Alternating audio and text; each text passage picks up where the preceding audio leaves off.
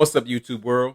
It's your boy J Dub, the number one comment on YouTube, and I'm back with another review. Today, I will be reviewing what will I be reviewing? We're going Ready to Love, and this is season. What is this? I don't know, season 3, episode something. Mixer and Mingle. And before I get started, for those who are new to my channel, I do YouTube reviews and recaps for reality shows. I won't go over every scene. I pull out different details from the show and some details that you may have not picked up. And with with Ready to Love, this is my first one this season, so this will be more of a, let's say, a reaction video. I'll speak on what I think about the show, how the individuals and just the makeup of the show, and then we'll kind of pick it up because really, I was on the fence about doing this one. Why? Just because I wasn't connected. I have to have some energy to connect with the show, and it's not given that much. But members of the Dub fans say, "Hey, J Dub, what's up? Where's Ready to Love?" Because normally I enjoy this show. It's one of my favorites, but this season it's still early, but it's not. I'm not receiving that energy that makes me want to get up and do it. So I'm for the people. Let me get to what the people ask for. So as far as the show, I'm gonna go on first impressions. There's some things that I do like that they did this season, and some things like I don't like. I would say I've been calling for a replacement for Nephew Tommy. Why? I just think like his time is up. It's more so like Tommy is there for comedic relief or whatever, or trying to be cool Uncle Nephew Tommy and all that kind of stuff. And I really want to see somebody there who's trying to give great advice for people who need, advice to get ready to love or what have you, or just make it more sense. Help them with the transition, because this is a new process for everybody. It's like a big group of speed dating, and some people need to be guided through that. And like I said, with Tommy is just the antics. He gotta you gotta give it up for him. You gotta give it up for yourself, and you gotta always say some kind of catchy phrase or some kind of over the top anything. When I forgot the lady name talking about Zoe, like, oh, sexy Zoe, all that kind of stuff. I don't want to see all that. I don't need none of that. But what I do like about this season is the ratio of let's say a mixture of younger and older people. I think they found a good base in that. We range from like 30 to 46 or whatever, and it's a good mixture. And I like that, like, as far as realistically, like, we're in Miami and the women are thicker than normal, whatever. I like that. Don't nobody, as Tamar Braxton would say, she said, don't nobody want a bone but a dog. But it's just more realistic. There are more thicker people, women and men, than not. We all have different body types and all that kind of stuff. But it seemed very natural to me.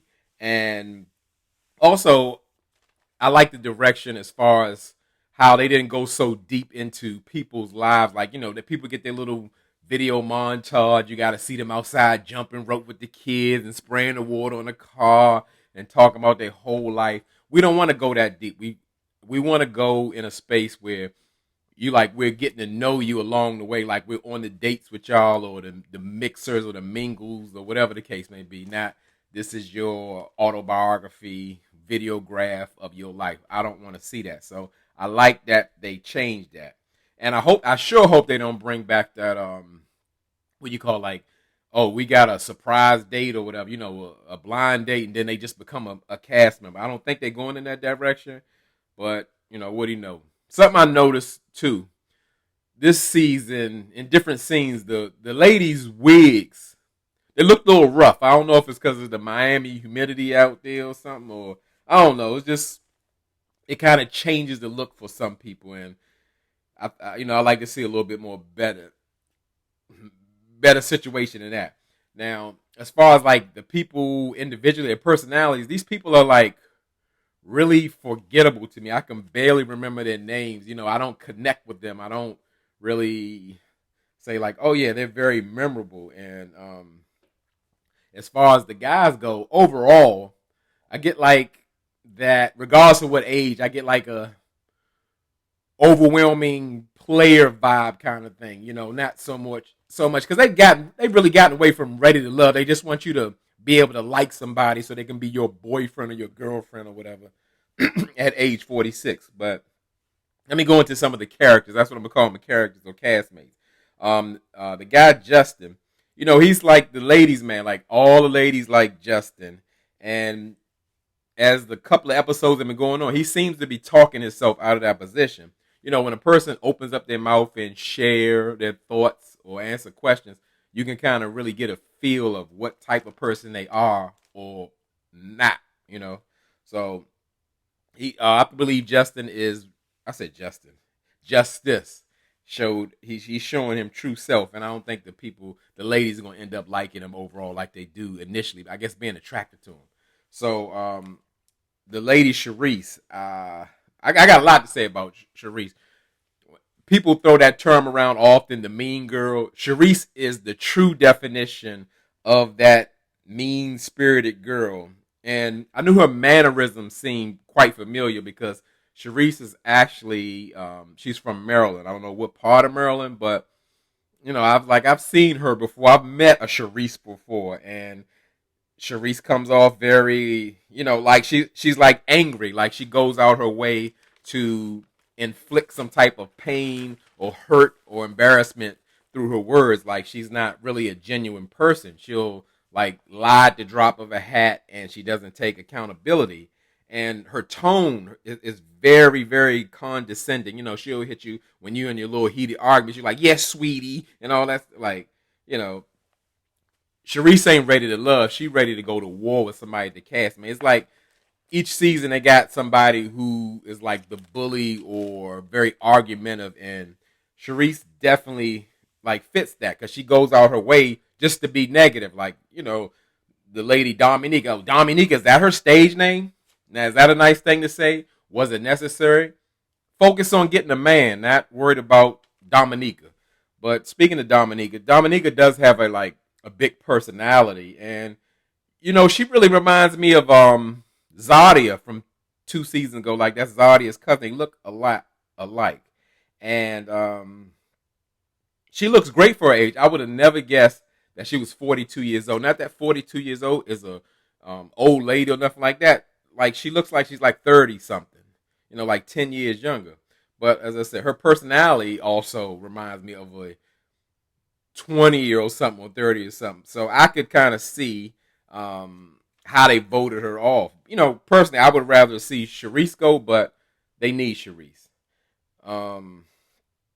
Now, as far as, let's say, like, speaking on connections, like, the connections I've only see so far that could really seem, like, real, that would be between Shakira and Samson. Now, I think this is where like the dynamic where how like a lot of older men seek a younger woman, and what Shakira's like 9 years younger than Samson, and at this point Samson is a mature man. Charisse has a young child. What I don't like about Charisse is like every time she speaks, she's still almost speaking about the pain of I'm starting my life over, and this the marriage almost broke me, and then she even getting to talk about, I understand it, was saying like she wants to choose a person that will be also good for her son.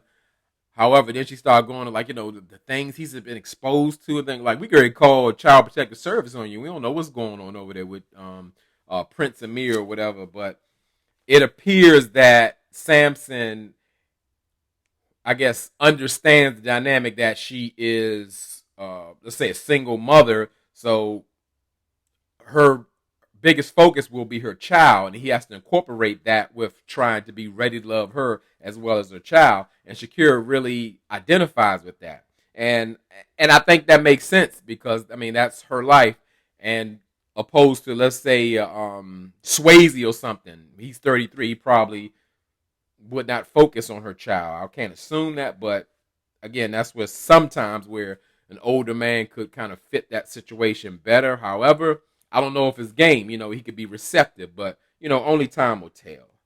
And I was talking about Swayze. I was like, Swayze, the boy from he'd like mumble, talking like this, he a firefighter and a paramedic or whatever. He both of them like Gil. I don't know, but uh, I I forgot who he was sitting with, and they kind of made a great assessment because where he talked about like, yeah, I was in, he was saying people think he's a player and that he just out there having fun, but he said he really been in like relationships the whole time, and the lady said, well, sound like you jumping from one relationship to another. He's like, oh no, I've been single for 3 years, but he had named like four different relationships. You had 33. You pretty much been in relationships your whole adult life or whatever. Because he's talking about, I've been here with 3 years, I've been here with 4 years, I've been here with this years and all that kind of stuff. So I'm not sure. I think he's doing the same thing. He's looking for the next relationship to be in.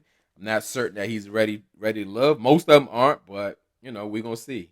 Now, a real character on this show, and this is something that always comes about. You always gotta have the awkward guy or awkward girl in a situation. And this season, it's Devon. The ex NFL player, who's super socially awkward. Like I can't even understand how a person as awkward as him would sign up for this show. He must have been recruited or something.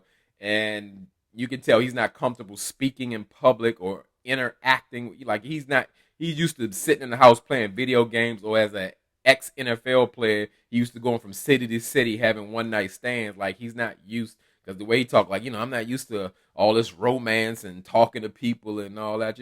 I guess he just want to text and do the one night stand thing, and it almost seems like quite juvenile, like he's underdeveloped, whereas that he can't verbally express himself. I mean, with the simplest question, it's like how old are you, and almost like why are you here?